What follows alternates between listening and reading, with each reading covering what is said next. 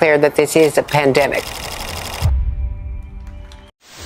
China has identified the cause of the mysterious new virus. Coronavirus. There are fears a rapidly spreading virus has reached Australia. This is a rapidly emerging situation where there is not a cause for alarm. The first US case has been detected. There's confirmation the coronavirus has reached Australia. China is urging its citizens not to travel abroad as it struggles to contain the virus. We will be standing up Christmas Island as a quarantine area. Foreign nationals coming from China are now banned from entering the country. In a world of forever changed by a microscopic virus, we have witnessed the fragility of nations, the reliance of communities, and the stark realities of power. But beneath the headlines of struggle and survival, a deeper game has been unfolded, governed by ancient rules of realism. Hi, my name is Diviyasini Armugam, and I would like to use this opportunity given to talk about the power shift, unmasking the realist game behind COVID-19. But before moving ahead, allow me to brief about what is realism. Realism defined as most dominant school of thought in international relations, and it emphasizes the role of power and national interest in shaping the behavior of states.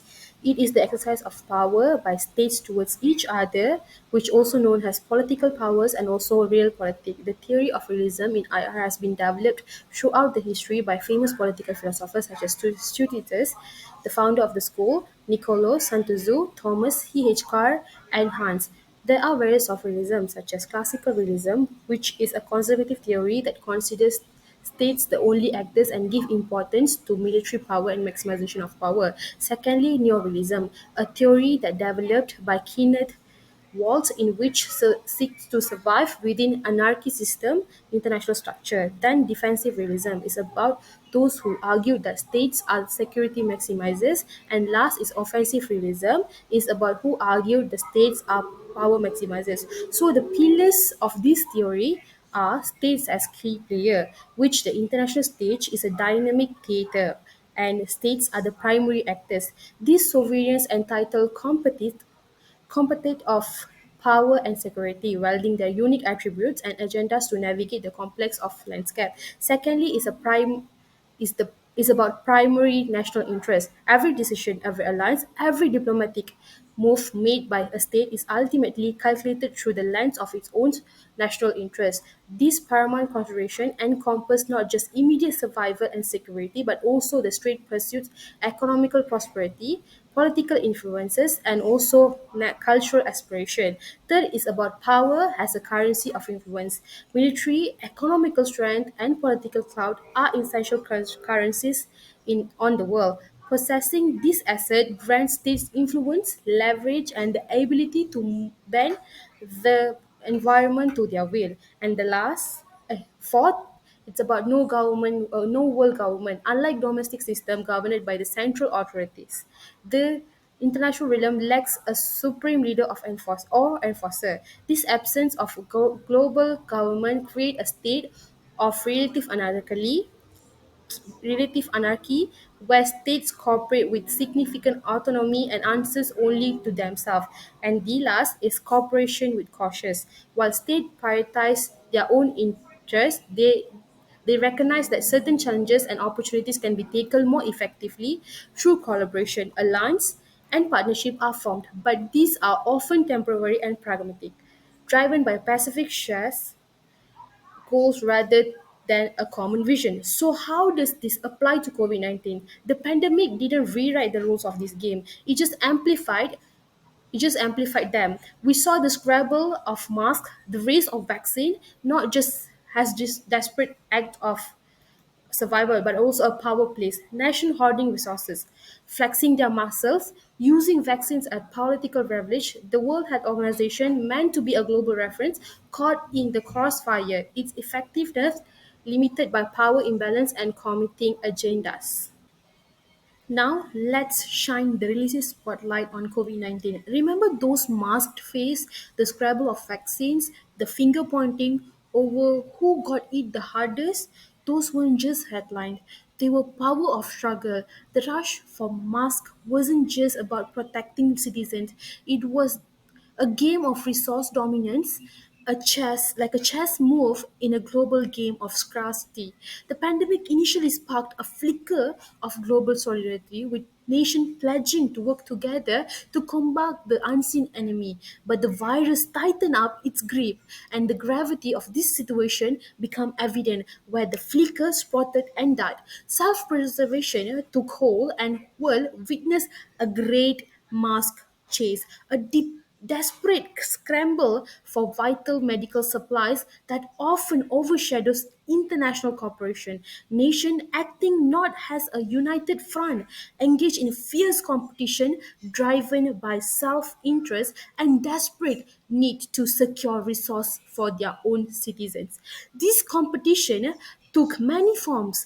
The powerful nations like US and China engaged in these deals throughout early to 2020, securing exclusive access to mass production lines and raw materials, sometimes at inflected price.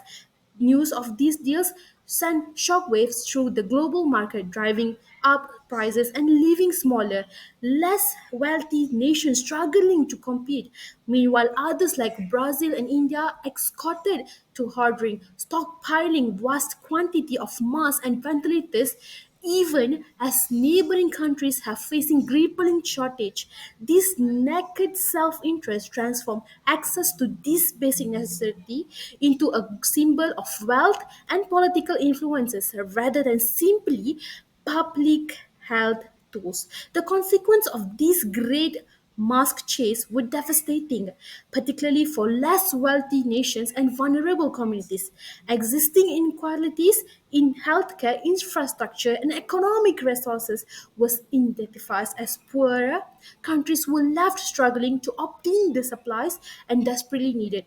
Nations in Africa, for example, have been facing high prices and limited to the access mass, leaving the healthcare workers behind, and also citizens were exposed to this kind of pandemic. And the pandemic didn't just create a new inequalities; it widened the existing one and pushing the most vulnerable further to the margin. The Great Mass Chase wasn't about a desperate scramble of acumen. It was a stark of reflection of how deeper is this issue. Is a symptom of broader economic inequalities that advantage and disadvantage poor nation in time of crisis. This exposed the flaws in a global health governance, highlighting the need for stronger and more equitable system that prioritize the well-being of all, not just the privileged one. And it raised the profound ethical questions about the allocation of resources during this global crisis. Should nations prioritize their own survival or work together to ensure well-being of all? The choice of this question will undoubtedly deviate long before the masks are gone, urging us to build a world where competition for basic necessities is replaced by genuine cooperation and shared responsibility. The vaccine race, buckle up, because this is where the glove really came off. Remember those nationalistic vaccine campaigns, the unequal distribution, the political leverage used as currency, textbook realism in action, states playing their card close, wielding vaccines as a tool of influence in all name of securing their own advantage. The race of COVID-19 vaccine was just not about science, it about power play on a global stage, a stark illustration of realist principles in action. Countries like US and China were pre-purchasing 800 million doses before anywhere even approved, prioritized securing vaccines for their own citizens, often pre-purchase agreement and also inclusive deals with the pharmacies companies. This me-first approach undermines global solidarity, finding existing inequalities like low and middle income countries were facing delays, shortages, and also skyrocketing prices. The vaccine divide became chaseism. Wealthier nations secured early access and higher vaccination rate. Meanwhile, low and middle income countries facing delays, shortages, and also skyrocketing prices. For example, less than 40% coverage in many African countries. This unequal distribution left millions vulnerable, prolonged the academic and prolong the pandemic and also exposing the deep rift in a global healthy equality. Deep side initiative like COVAX aiming to bridge the gap beyond securing for their own. Powerful nation engaged in vaccine diplomacy. Wielding doses has political leverage.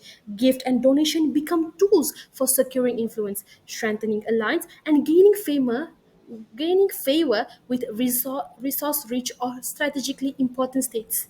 This power play further cemented an unequal world of order.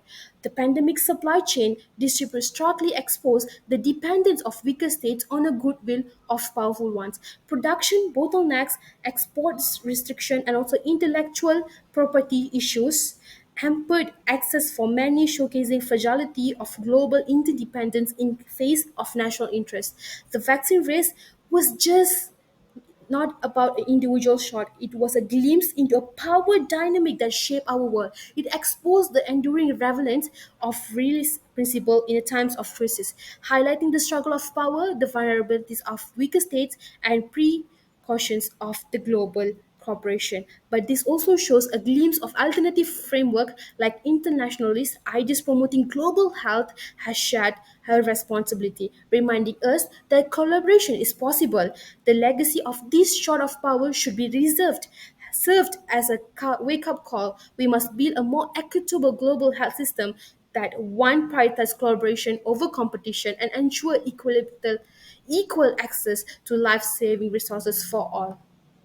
But even in the shark tank of realism, there's a glimmer of hope, which is cooperation. The World Health Organization, the supposed conductor of the global orchestra, found itself caught in a crossfire of national agendas. On January 30, 2020, just few weeks after the first cluster of cases emerged in China, the WHO declared the novel coronavirus a public health emergency of international concern. This swift action, despite initial skepticism from some countries, triggered a global response where an estimated 76 countries initiated pandemic preparedness measures within the next 2 months. Throughout the pandemic, the WHO issues evidence-based guidance on testing protocols, treatment regimes, and also infection control measures. According to a study from Imperial College London, the data image contribute to an estimated 8.2 million lives saved through vaccination alone. Moreover, the WHO lead solidarity trials for vaccinations, evaluate multiple candidates, accelerating the development and approval of effectiveness vaccines. The WHO facilitated the global sharing of crucial information and best practice. Their COVID-19 dashboard, updated in daily basis, provided vital data to all the countries regardless of their resources. Additionally, the organization's open score platform of sharing clinical expertise, Open WHO, reached over 4.7 million users globally, empowering frontline healthcare workers with the latest knowledge. Despite this success, the WHO faced significant limitation. National interests and political agenda often clash with the global recommendation. For example, some countries initially downplayed the virus severity, while others prioritized their own citizens' vaccines access over global distribution efforts, contributing to a vaccine divide with significant disparities in coverage status. In coverage rates, the WHO depends on voluntary contributors from member states created power imbalance. In 2022, the US was the only single largest donor contributing over $800 million. This financial dominance raised concerns about undue influence, potentially swerving decision and resource allocation towards wealthier nations. Reaching consensus on critical decision during rapidly evolving pandemic proved challenging. Bureaucratic process and the needs of accommodate diverse perspectives could lead the delays and missed opportunities. For example, the WHO initial guidance on mask usage underwent revisions as scientific understanding of the virus transmission evolved, leading to confusion and criticism on some quarters. The WHO under the microscope is isn't about the organization itself. It's about a future of international cooperation in tackling global health challenges. The pandemic exposed vulnerabilities in our current system, but it's also highlight the vital role of global institutions in coordinating responses and migrating threats. This spotlight cast the WHO during the pandemic illuminated both critical role and frictions in our global health governance. While the organization demonstrably saved lives through swift action, evidence-based guidance, and also information sharing, it's also grapple a national interest, power imbalance, and also challenge in reaching consensus. But here's the thing, COVID 19 may have been a biological storm, but the winds that shape its impacts were driven by an invisible force of realism. Understanding this force, seeing the game behind the mask, is crucial as we navigate this uncertain future. Remember, in this game of nation, we were not just a pawn. We can be a strategist, the one who plays or the one who chooses how to plays out. And whether cooperation comes over competition, the pandemic shattered the illusions of secure border. It exposed the nature of national security, demonstrating how biological threats can be rippled across continent, crippling economies and societies. We witness the interconnectedness not as a secure of strength, but as a point of vulnerability. Nationalism and protectism have reared their ugly head, nations scrambling to hold resources and prioritize their own citizens. The global order, once seemingly stable, appears to be shifting with for who holds the reins and towards what direction. The WHO, tasked with global health security, navigate a landscape of competing political agendas and power shift. While it achieved triumphs in early warning and information sharing, it also grappled with limitations rooted in national interest and unequaling footing. This raise a sobering question in the face of a future crisis. Will the world succumb to the old power politics? Alliance formed and broke past on self-preservation? Or we can learn from the pandemic stark's lesson and forge a new path? Can we build a system of international cooperation robust enough to withstand a shock of globalized world? This, ladies and gentlemen, this is the post-pandemic puzzle, a riddle wrapped in enigma with no easy answers. The stakes are higher, and the choice we make today will define the world we create. Let us leave this room with not complaints pronouncement of victory over COVID 19, but with a sense of urgent curiosity and commitment to find a solution beyond the horizon. This pandemic may be fending, but the real politic games continue. The question here is, are we ready to a different gameplay? The true realism in COVID 19 isn't about finding heroes and villains, but uncovering the intricate layers of truth from hiding agendas to systematic inequalities that shapes the global crisis. Thank you.